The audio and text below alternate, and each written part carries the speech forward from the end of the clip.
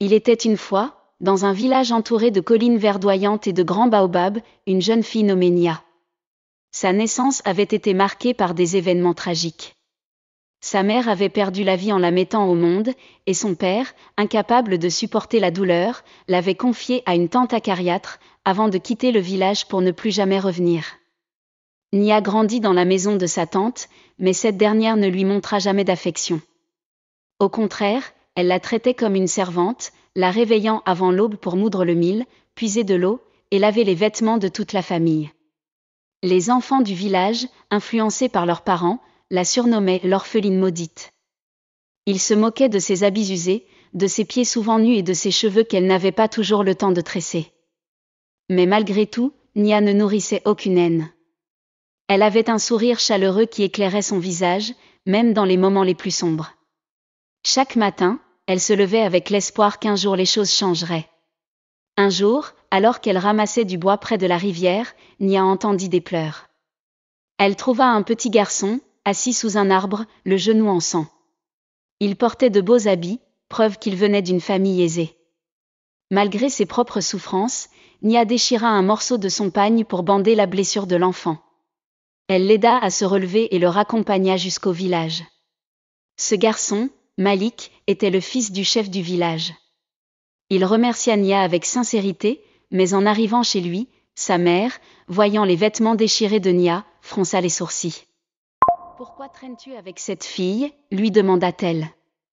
Malik ne répondit pas, mais il se promit de ne jamais oublier la bonté de Nia. La vie continua pour Nia, mais le village lui réservait toujours des épreuves. Un jour, une rumeur se propagea, un collier d'or appartenant à la femme du chef avait disparu. Certains habitants, jaloux de la force intérieure de Nia malgré son statut, l'accusèrent à tort. « C'est elle. Elle est pauvre et désespérée, c'est sûrement elle qui l'a volée, » criait-il. Malgré ses protestations, Nia fut amenée devant le chef du village. Les larmes aux yeux, elle jura qu'elle n'avait rien pris. Mais personne ne la croyait.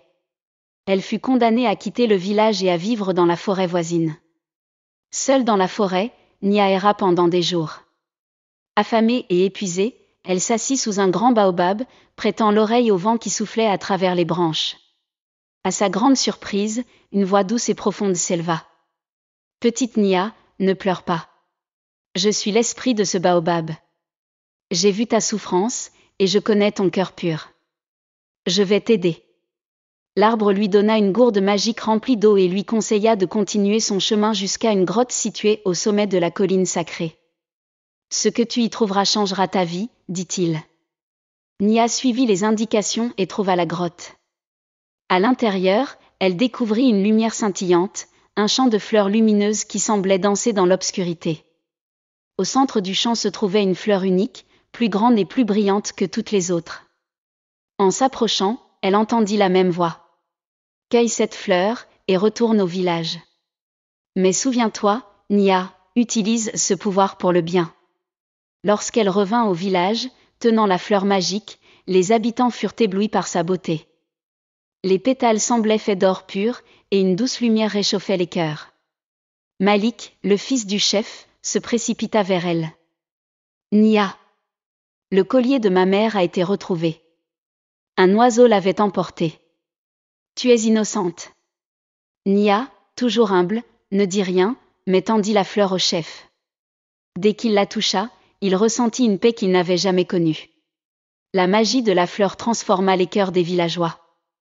Peu à peu, ils réalisèrent combien ils avaient été injustes envers Nia. Le chef, honteux de la manière dont Nia avait été traitée, la déclara fille d'honneur du village. Il lui donna une maison et des terres. Malik, reconnaissant envers Nia, devint son ami le plus fidèle.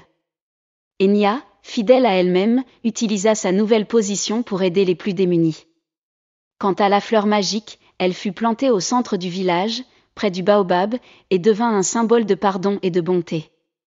Cette histoire nous enseigne que la bonté finit toujours par triompher, même dans les moments les plus sombres.